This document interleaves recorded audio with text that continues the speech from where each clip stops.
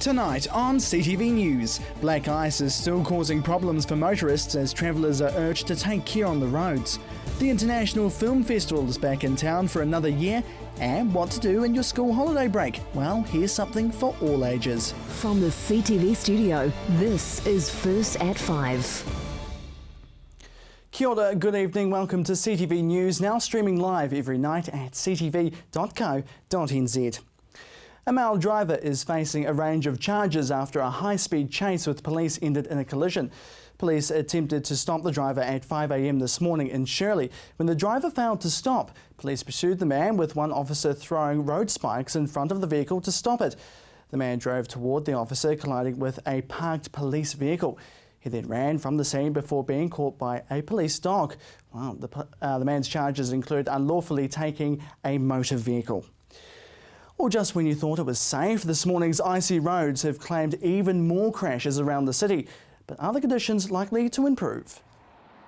Drivers were caught out again this morning thanks to icy roads. While temperatures weren't as cold as what the region had expected to get over the last week, ice on the road caught a number of drivers by surprise. Police attended 5 separate crashes across the city, and one slippery Woolston Road was closed until mid-afternoon due to ice and a digger which fell into a sinkhole. Detours ran around St John Street until 1:30 this afternoon after the digger collapsed, and there were 2 separate crashes on Johns Road near Rolleston. All state highways around the South Island were open, but motorists have been warned to watch out for black ice and advised to slow down in the icy conditions. Tonight's low is expected to be a very unwintery 7 degrees, showing some respite for Canterburyans who have braved winter's second cold snap over the last week, where temperatures found to get close to double digits. Canterbury police are investigating an alleged kidnapping that took place yesterday afternoon. A man in his 20s was assaulted and kidnapped from a residential address in Eastern Christchurch. The man received minor injuries to his face during the assault, and police are continuing to investigate with members of the public helping with their inquiries. Well, should they stay or should they go? New bylaws on freedom campers will be made this week by the Christchurch City Council. But will they be enforced? Here's Chelsea Daniels. Christchurch City Council have proposed a new freedom camping bylaw to be decided on Thursday. The bylaw has been in development over the past 3 months, with council staff considering input from people or agencies who may be affected. Christchurch City Councillor David East says that the majority of the campers are a result of the rebuild. A lot of our freedom campers are our rebuild workers.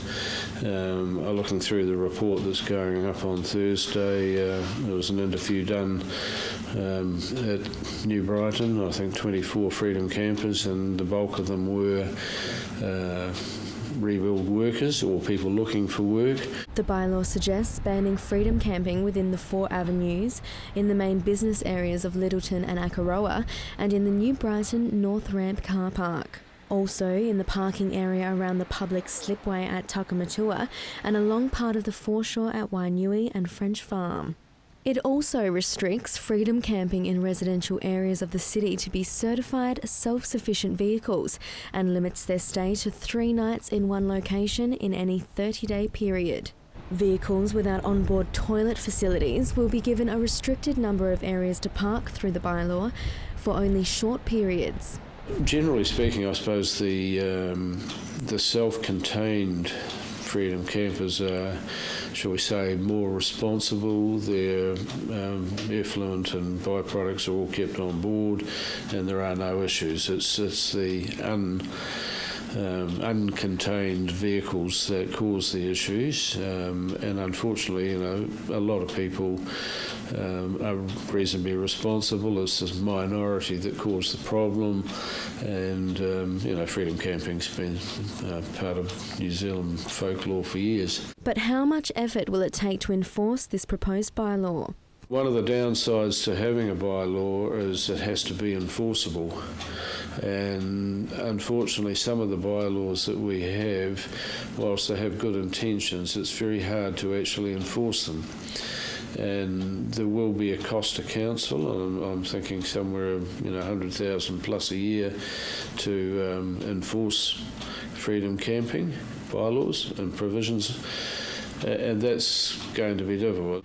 Anyone that doesn't comply will be slapped with a $200 fine. The council have received 83 complaints so far this year, mainly in the North Brighton area. The two key areas that have caused some concern have been New Brighton and Akaroa, and a few other parts on the peninsula as well, but predominantly those areas there. And I think you may have seen some statistics, about 83 complaints have been received, and probably at least 60-70% of those related to New Brighton and Waimari. David says that there's still a long way to go for the proposed bylaw. There's a lot of work still to be done. As I said, it's got to go through the Strategy and Finance Committee, then it'll go to Council, out for public consultation, and finally hearings panels and adoption. It'll be interesting to see how a lot of it evolves. I think we need to have a very long and hard look at how much of a problem are we trying to deal with. Can we adequately deal with it, or are we really just opening up a can of worms that's going to be forever chasing our tail with? The proposed bylaw will be presented to the Council's Strategy and Finance Committee on Thursday. Chelsea Daniels, CTV News. For the first time since the earthquake, the International Film Festival will be housed in the restored Isaac Theatre Royal, which has got moviegoers excited, with the launch party showcasing a number of great films and documentaries.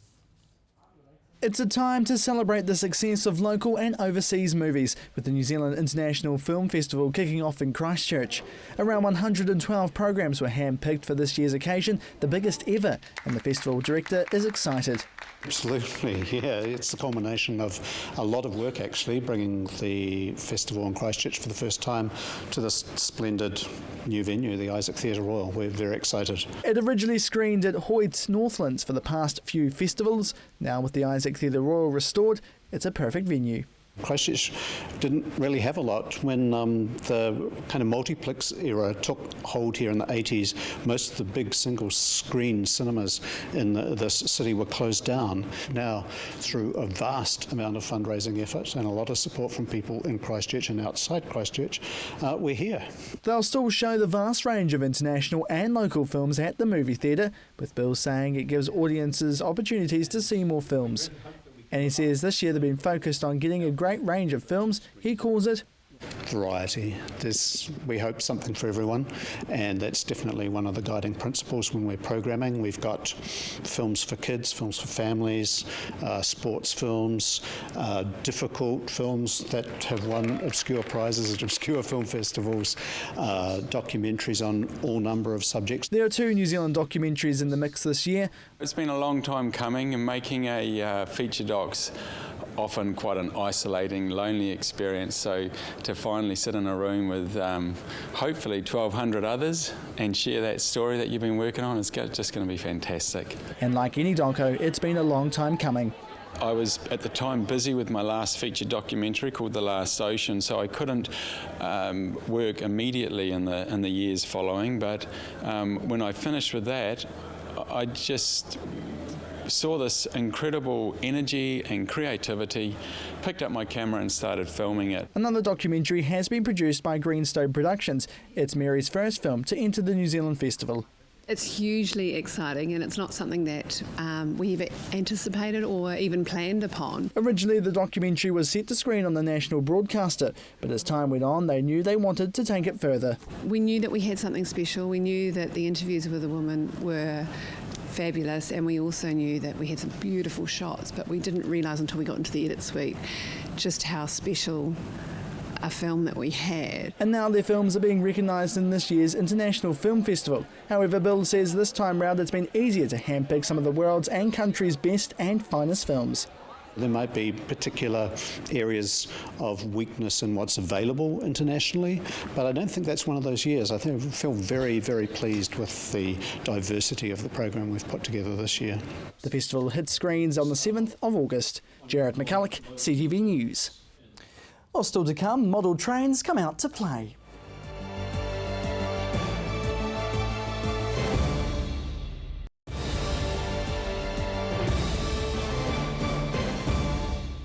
Welcome back. Dobbin the smokers. No, not the ciggies, but the fireplace in your home. ECAN's approach to tackle heavily smoking chimneys seems to be working, with many Timaru locals complaining about their smoky neighbours.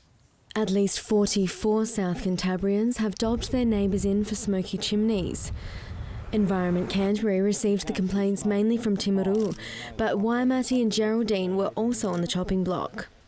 ECAN Principal Strategy Advisor Nadine Demisi said the program this winter focuses both on raising awareness and responding to community complaints and carrying out proactive monitoring by our air pollution officers.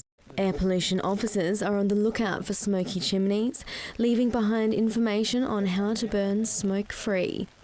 Those who don't comply will be met with a fine of $750. The Smokefree Chimney initiative began in the beginning of June, enabling people to log smoky chimneys on the Let's Clear the Air website. Nadine says since the launch, it has had more than 17,000 visits and more than 4,500 people having viewed the smoke-free burning video. And today, ECAN reports that pollution levels in Timaru have halved since last year.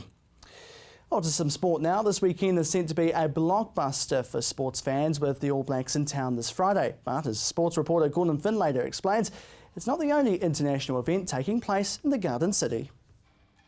New Zealand's Davis Cup stars arrived at Christchurch this week in preparation for this weekend's Asia-Oceania playoff match against India. The majority of Kiwi players have made the trip home fresh from Wimbledon, having to quickly acclimatise to conditions. It was sort of a juggling act, I guess, because sometimes you'd flog them out sort of Davis Cup week, and then, weeks like this one, they're tired. They've had a lot of tennis on the last sort of 2 or 3 months, so it's just trying to get them used to the court. Balls acclimatised to the weather, so, we're not probably going as hard as we normally would, so we need them to recover and be fresh by Friday. So, the last thing you want to do is work them too hard. Top Kiwi player Mike Venus has been in top form over the past 12 months, with doubles success seeing his doubles ranking soar to 55th in the world. However, his focus on Friday will be his singles game, and although he hasn't played much single matches in recent months, he's confident he will have no trouble making the adjustment. The last couple of weeks when I was at Wimbledon, I'd practice with the singles guys in the morning and play sets and points with them, so I was still working on my singles stuff, and then practice the doubles in the afternoon. So, leading up wise, I feel like I've had some good competition to practice against. Venus's current singles ranking has dropped to around 500 in the world due to his focus on doubles, but he's proven before that he can more than easily take on top 100 ranked players, and with a home crowd behind him, he'll be looking to emulate the recent success he's had on home soil. Always exciting for us to play at home. We don't get the opportunity much, so when we do, it's something we kind of relish. Playing up in Auckland, beginning of the year at Heineken, it was a great start to the year for me. Definitely lifts you, gives you a bit more energy and excitement out there. Having the crowd behind you and that, it definitely helps out. Also in action in the opening singles tie on Friday will be long-time Davis Cup servant Ruben Statham. Statham has seen the side make their way up from the Asia-Oceania Group 2 section to now be just one tie away from a World Group playoff match after a big win over China back in March. We win this, we can, play the likes of Switzerland or America. And as you can imagine, we can play some pretty good players in those teams. So, it's really exciting stuff, and we've all been playing well. Separately in the professional tournaments that we've been playing. With over 10 years of being on the professional tour, Statham explains the different motivations of playing in the Davis Cup. Yeah, it's completely different playing for your country. As I said, it's a long season playing professional tournaments out there, and so, but kind of if you lose, there's always next week. But it's different playing for your country, and it's an honour to play for your country. So. I really get up for it, and I know the boys do too.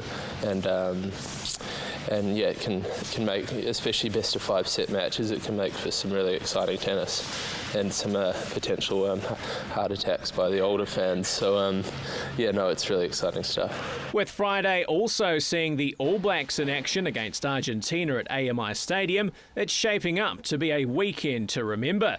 And Captain Alistair Hunt is sure his local Canterbury crowd will show up in force. I heard it's nearly sold out, so that's going to be huge. I think, we'll get all the old Davis Cup stalwarts down here again, and, hopefully there'll be a few jokers who have a couple of fizzy drinks early on in the day, make a bit of noise. But no, I think it's going to be a great, it'll be a great atmosphere. Hopefully it warms up a little bit in here, and, I'm really looking forward to this weekend. Gordon Findlater, CTV Sport.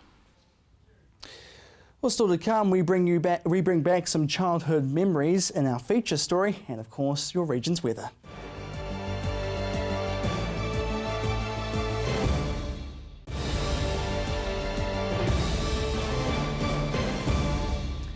Welcome back. Well, to our feature story tonight. Modern technology was put to one side for kids in North Canterbury today as a group of keen train enthusiasts showcased their large collection of model gear. After being tucked away for years, a new club has recently formed to bring excitement to people of all ages. And let's just say this took me right back to my childhood. Here we go. Trains, trains and more trains. You would have had to be living under a rock not to know this iconic theme song. Thomas the Tank Engine has been beaming into children's homes for over 30 years. And it's not just the young ones who are fans. This one here has been running for, 16 years now. Hasn't changed.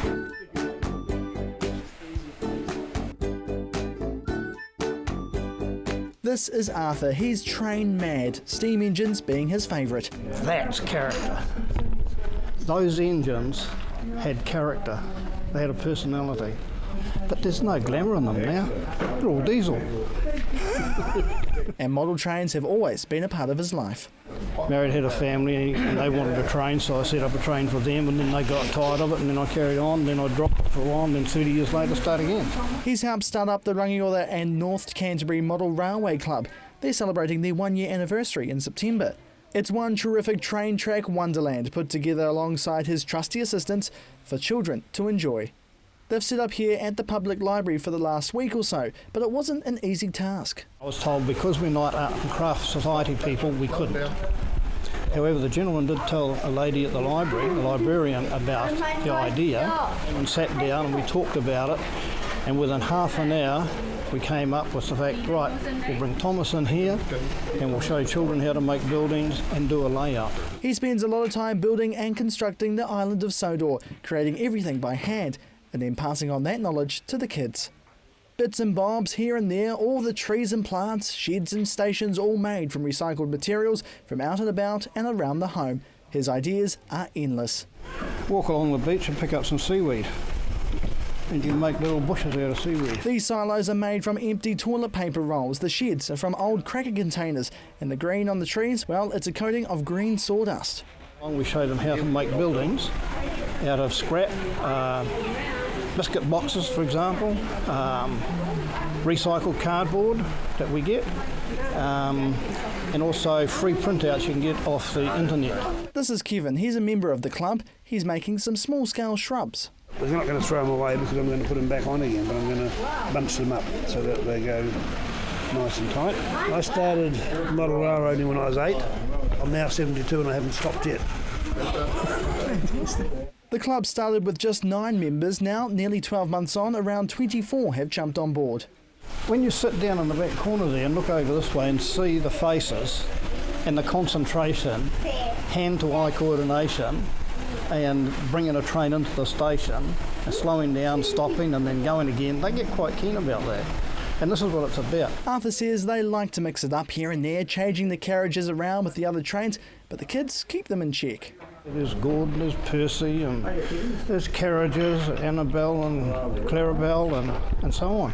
And if you put the wrong carriage on the wrong train, the kids will tell you. You've been told off a couple of times. Don't do it.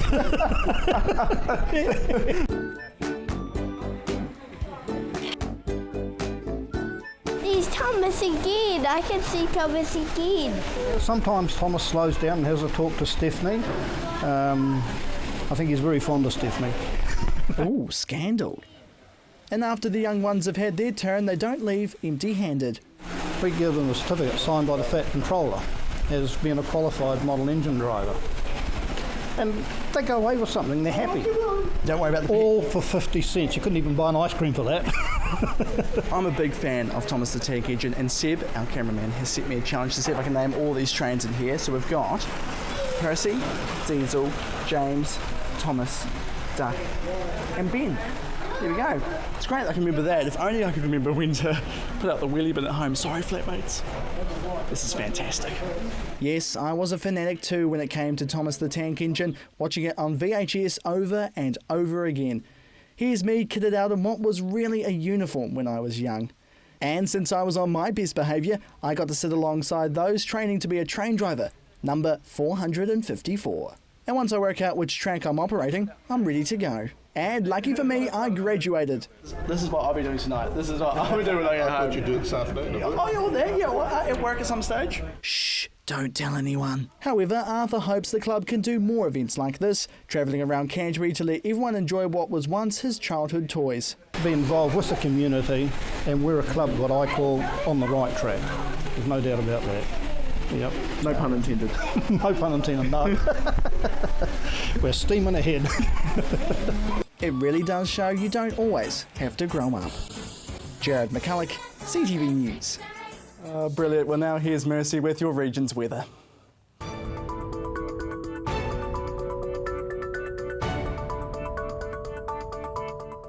Kia ora Canterbury. Well, it was another cold, icy start for the region this morning. How we are seeing slightly warmer temperatures with those northeasterlies coming through. Let's take a look at today's highs.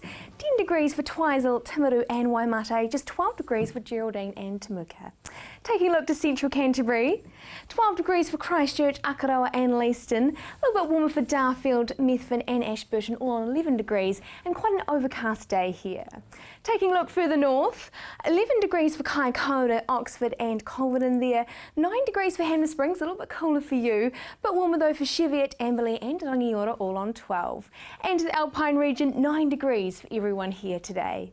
Let's take a look at tomorrow's weather for the major centres. Timaru, 15 degrees for you tomorrow, pretty warm there with northeasterly winds coming through, chance showers though in the evening. Over to Ashburton now, a very similar picture here with cloudy skies, 14 degrees for your high tomorrow and northeasterly winds as well. Taking a look to the Garden City, chance showers for the morning and evening for Christchurch, northeasterly winds and 13 degrees is your high there. Over to Kaikoura, few drizzle patches for you as well tomorrow, northeasterly winds and 13 degrees for your high as well. Let's take a look at other areas for tomorrow's temperatures. Twizel on 11 degrees, a little bit warmer though for Geraldine and Temuka, those northerly winds coming through really warming everywhere up. Over to central Canterbury now, 13 degrees for Akaroa, a little bit warmer for Leeson and Methven on 14, a little bit of rain there coming through though for most places central Canterbury. Again we're seeing the rain for the north as well, 11 degrees for Hanmer Springs but a bit warmer, Oxford on 14 there and 15 degrees for Amberley and Rangiora, those northeasterly winds for most places. And the same thing here for the Alpine region, 10 degrees for Lake Tekapo there. Let's take a look at the upcoming days. Sunshine for Thursday, quite a fine day with light winds coming through. 15 degrees for Ashburton and Christchurch, quite good temperatures there. Flipping over to Friday now, we are seeing a bit of a southwesterly change that should come through Thursday evening, but ease Friday evening. Taking a look at other areas for the upcoming days now, we're seeing that sunshine across the board on Thursday. How we'll watch out a few drizzle patches for central Canterbury and a few cloudy patches further north. Flipping over to Friday's weather now, we're seeing that southwesterly come through for most places. That should ease, however, in the afternoon, but it is going to bring a few drizzle patches with it. So as we can see over the next coming days, those temperatures are warming up with those northeasterlies coming through. How we are seeing those drizzly patches here and there, so good to have your raincoats handy. For now though, that's your weather update for Tuesday. Thanks for that, Mercy, and that is CTV News for Tuesday. Thanks so much for joining us. I'm Jared McCulloch. Good evening.